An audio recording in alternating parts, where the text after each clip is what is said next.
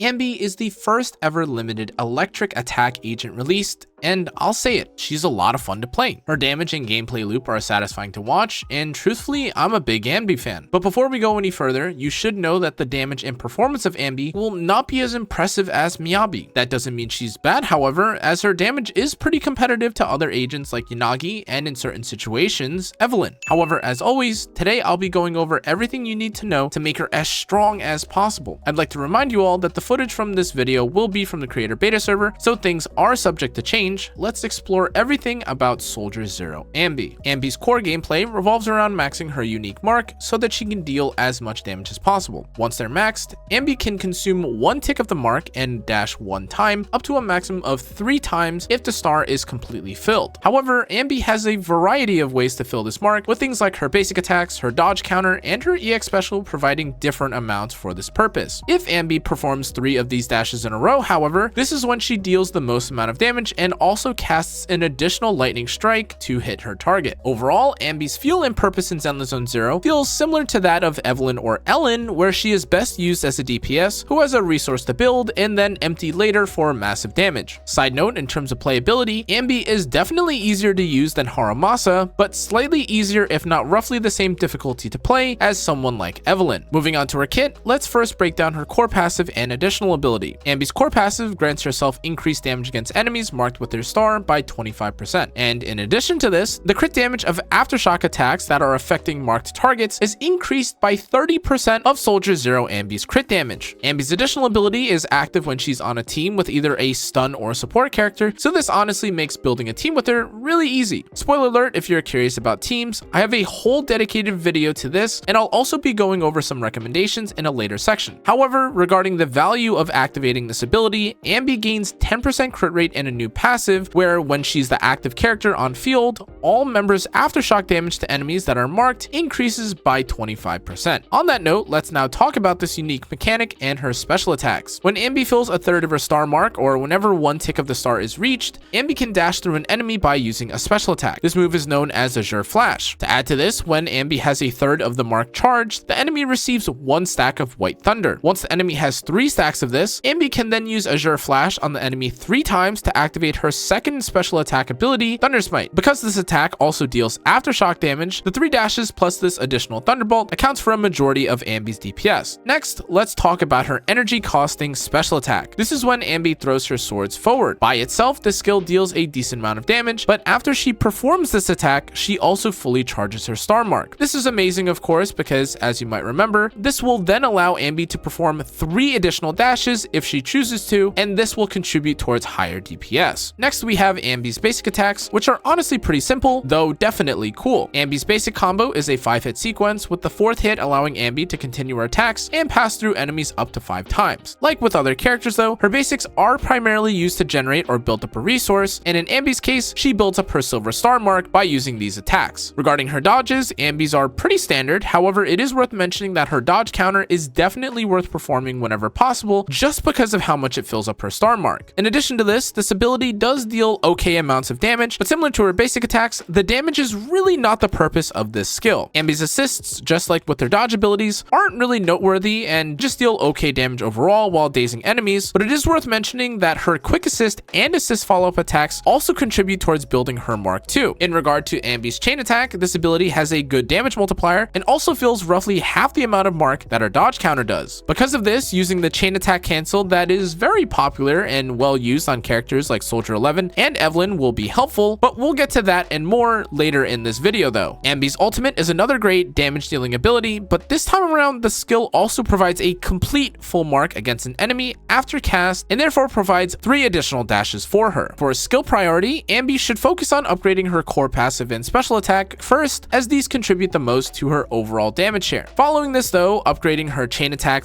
/ ultimate, then her basic and dodge abilities, with her assists as the final skill priority wise wise will be ideal in terms of upgrades. In general, all of Anby's skills though will be used, and they all do matter in terms of generating slight damage and daze, but it's also worth noting that although you may upgrade these, her special attack accounts for almost 90% of her total dealt DPS. As we get into Anby's combos, there are a few things that I'd like to explain before we start. With Anby, there are conditions and tips that you can follow while playing her so that she deals the most amount of damage. And with this, you should keep the following guidelines in mind while you play her. First, playing Anby consists of two phases: the build-up or non-stun phase, where you gather resources and apply daze, and the stun phase, where you unleash said accumulated resources. Second, while in the build-up phase, Anby will typically fill up enough of her star mark for you to use at least one full star worth of special attacks to DPS an enemy. Finally, before entering into the stun phase, building up at least one full mark that you can use once the enemy is dazed alongside at least half a bar of energy is ideal. Following these guidelines will allow you to deal the most amount of damage possible while also allowing you to consistently DPS targets even while they aren't stunned. With the guidelines out of the way, however, here are now 3 combos that you can consider using when you're playing Anby. When in the build-up phase, Anby really only has one combo available to her, and it covers both AoE and single target encounters. Put simply, just dodge counter until the enemy star is filled, or basic attack until the same goal is met. Once the star has been filled, you can either choose to consume these marks and deal damage against enemies before you stun a target, or you can also use this time to save them before you stun and begin your DPS phase. Regarding her stun phase combos, Anby has a very simple AoE combo, which involves stunning an enemy and then just using a chain attack. In most cases, this should be enough to eliminate any low health or weak targets, but if this isn't enough to finish them all off, using an EX special afterward to mark and then dash will also do fine as well. For her single target combo, this will likely be the hardest and also the combo that players use the most. And for Anby, she can perform this assuming you have saved a full mark and at least 50% of her energy prior to starting. Once we begin though, we'll start by stunning the enemy with any agent that isn't Anby, chain attack with Anby first, and the chain attack early right after Anby has performed her first chain attack, and then swap to another agent for a repeat stun so that Anby can use another chain attack. This concept by itself is known as a chain attack cancel that I referenced earlier in the video, and is also a trick that many other agents like Evelyn and Soldier currently make good use of as well. Following this, the target should still have a mark available on them, which then allows Anby to perform 3 quick dashes using her special attack. Assuming she has enough decibels for an ultimate though, this is also when she would cast it, dealing damage and also refilling Anby's silver star mark. Once her ultimate is finished, Anby can then use her special attack 3 times again, ending with an EX special attack cast and 3 normal special attacks. After this, or if the enemy hasn't been defeated yet, rotating between her EX special attack into the 3 free normal special attacks is her repeating gameplay loop. From my experience though, this is roughly when the stun window of most enemies end, so keep this in mind. Before we leave the combo section, I do also want to mention that there are optimizations that you can make with Anby, and this includes things like only saving 2/3 of a mark before entering into the stun phase, since using 2 chain attacks will actually contribute enough to filling up her mark before you continue the rest of your combo. To add to this, another optimization could be making sure that every Thunder Smite is affected by buffs and debuffs even when you're out of the stun phase, but regardless of which playstyle you prefer, if you're someone that wants a simpler experience, just using Anby's special attack when her mark is filled and refilling this with her EX special when she has enough energy is totally fine too. As we get into Anby's W engine options, this will feel similar to how Evelyn did with her usable choices. As always, Mercado Desire and Starlight Engine are the best free-to-play options, assuming one or the other is upgraded, but in general, these are roughly 20 to 30% worse than Anby Signature. Now thankfully, if you've picked up recent S-rank engines like Haramasas or GUNs, the gap between performance drops to roughly 15 to 20%. Ultimately though, the best W engine to use on Anby aside from her own is actually Heartstring Nocturne, aka Evelyn's. The free stats gained here really do come in handy for Anby, both in terms of damage and also for the scaling of her passive, and even though she misses out on some benefits from this W engine, it is a very well performing alternative, especially if pulling for Anby Signature is impossible. Before we move to my recommendations though, I do want to mention that the standard banner choices like Brimstone and Steel Cushion are definitely not nearly as worthwhile this time around, as tests actually have them at equal if not worse than Mercado or Starlight Engine for the purpose purposes of Anby specifically. Now finally, let's actually talk about my recommendations for Anby. Based off of performance, it's clear that having Anby's signature would lead to the best results. However, as we understand that this is not always possible, having at least one of the limited S-rank attack W engines is very helpful, especially considering that Brimstone and Steel Cushion have now lost value over time. If neither Anby's signature or any of the recent limited attack W engines are available though, I would still prefer using Marcato Desire over any other option. That said, if you don't have Marcato Desire upgraded and you have something like Starlight Engine upgraded instead, this is also something that's viable, but of course it always depends on your account. Overall though, in terms of whether her W engine is worth pulling for, I would consider the following. In terms of trends, it is worth acknowledging that recent limited W engines have been viable and versatile enough to be used on new characters, regardless if certain parts of their passive aren't useful. Haramasa's W engine, for instance, was initially believed to be an amazing choice for him and other electric agents alone, but then we realized that just the stats on this W engine themselves were still very helpful. In addition to this, newer W engines have also shown to provide great versatility, with Heartstring Nocturne being even better value than Haramasa's somehow. All of this to say that a future agent may be released with a powerful option that can be used for other agents, so it might not always be necessary to pull for a character signature, and you could definitely argue that this is the case for Anby. Now moving on to building Anby, this is pretty straightforward for her, as ZenlessZoneZero has designed a whole new set specifically for her. Because of this, Anby's best 4-piece set is Shadow Harmony. However, if you were curious about other sets, Thunder Metal and Woodpecker were her next best choices and were only roughly a few percent worse than Shadow Harmony. Before we move on though, keep in mind that maintaining Thunder Metal and Woodpecker's passives do play a big part in this close performance, so if you aren't able to maintain the shocked condition or the attack increase from Woodpecker, these sets become much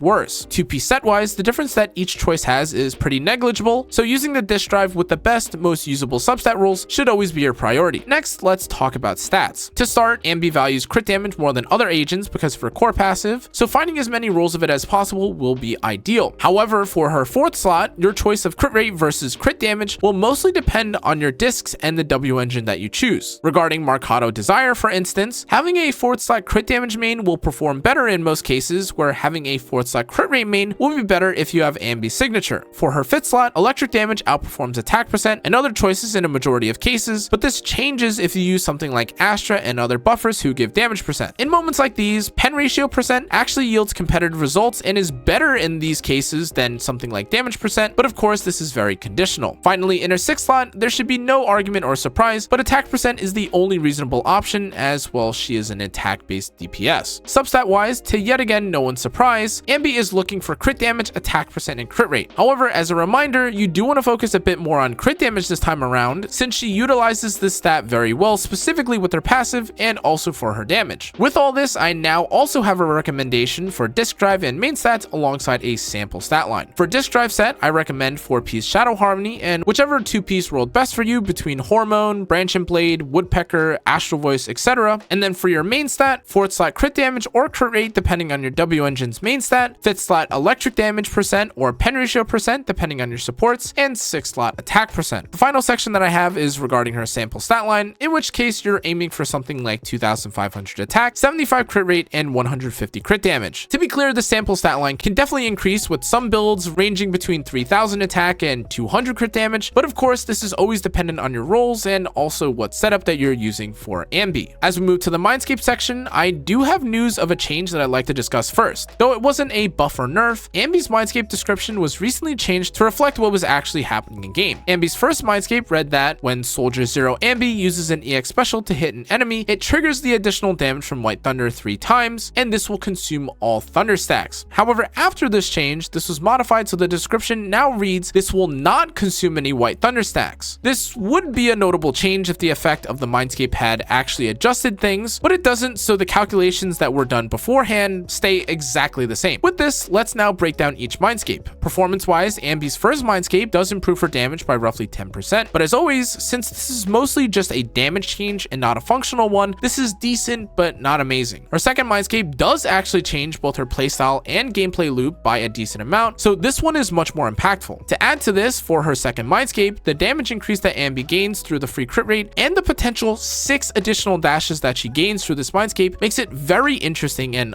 honestly crazy looking. Overall, this has the highest increase in damage among all her Mindscapes comparatively, while also letting you dash a million times. Her fourth Mindscape is an another decent damage boost as it simply provides electric res ignore. Finally, we have her 6 Mindscape, which also is a decent increase in damage. Despite how much damage you may gain from getting the 6 Mindscape, however, it's her 6 Mindscape, and looking for more damage in this case is kind of funny as you'll be one-shotting anything anyway. Still a cool Mindscape though. As I've recently released my full team testing on Anby, I'll spare you the details and instead link you it here if you're curious about Anby's potential partners. However, I still wanted to summarize what I discovered in that video today and give you some recommendations too. The 3 teams that I had the most success with were Anby Caesar Astra, Anby Pulchra Astra, and Anby Nicole Astra. Now, you've probably heard this repeated over a dozen times as these are the strongest supports and the strongest utility characters in the game. However, if you were someone that was curious about the fastest teams that didn't only include characters like this, here's what I found as well. Anby Pulchra Lucy was surprisingly synergistic and a well-performing team, with it being one of the best choices for Anby when she's not using Astra or Caesar. This is likely because of the various buffs that Lucy herself gives, in addition to the strength of her 6 Mindscape when put together. Admittedly though, this team was very swap heavy, with it being necessary to juggle buffs and assists quite often. Before I continue on, I do want to mention that it's important to remember that the power of certain team compositions, including this one, is also affected and tied to factors like boss element, their health pool, or even their behavior. As a result, I want you to keep this in mind as we move forward. Anby Chingy Rina also felt decent to play as the continuous shocking and electric buffing contributed to decent clear times, but one thing to note about this team as well is that it relied very heavily on optimization, with Chingy potentially spending way more time on field than ideal, and Rina's buff being somewhat tricky to maintain. For Chingy, finding ways to overcome these long animation times while still providing her team the maximum stun damage bonus was valuable, and regarding Rina, timing her pen ratio and puppets so that they affect the highest damage dealing abilities was very important for this composition's success. Assuming these conditions were met, however, Chingy Rina was actually very straightforward and performed well even compared to other successful double support teams that were tested. Now, while I initially only aimed to include teams that didn't have Caesar or Astra here, the Caesar or Astra aided setups are still worth discussing because of how strong they are. Among Pulchra, Nicole, and Caesar-based teams felt the most consistent and comfortable thanks to her anti-interrupt shield and smooth synergy with Anby. That said, Pulchra also performed great against tankier enemies with her reliable stun, especially if you have her at Mindscape 6. Not to be outshined by these other agents, however, Nicole was the fastest clear time when tested against lower health bosses, which gave Nicole her own niche where she was best. Now, despite all these moments where each team shined, it should be known that regardless of what I used, teams with Astra and any limited support combination really did make most encounters easy. But now we have the most important question of all. Should you actually pull for Anby? And of course, this question has many factors for you to consider. Let's actually address one of the biggest concerns that could influence your choice right now. Is she better than Harumasa? And the answer is that, to be clear, every single test and calculation conducted when comparing Harumasa and Anby resulted in Anby winning by a good amount. Regardless if it was calculated assuming perfect, average, or poor Harumasa play, Anby had a distinct advantage over him, and that wasn't even accounting for the difference in play difficulty. Now, again, this doesn't mean that she is on the same level as Miyabi, but it is worth mentioning that she can at least be better than someone like Harumasa and is also comparable to someone like Yanagi. Now, as I mentioned earlier, there are other factors to consider here as well though, since pulling for reasons like liking her design or because you want to run double Anby is totally valid too. That said, me personally, I will still be pulling for Anby as she's my personal favorite of the electric-based DPS, but do with this what you will. That's going to be it for today's video though, guys. Thank you again for watching. I hope you guys learned something. If you did, make sure to check out the rest of my socials, like, comment, turn on the notification bell, and subscribe, and I'll see you on the next one. Stay safe, stay healthy. Good night.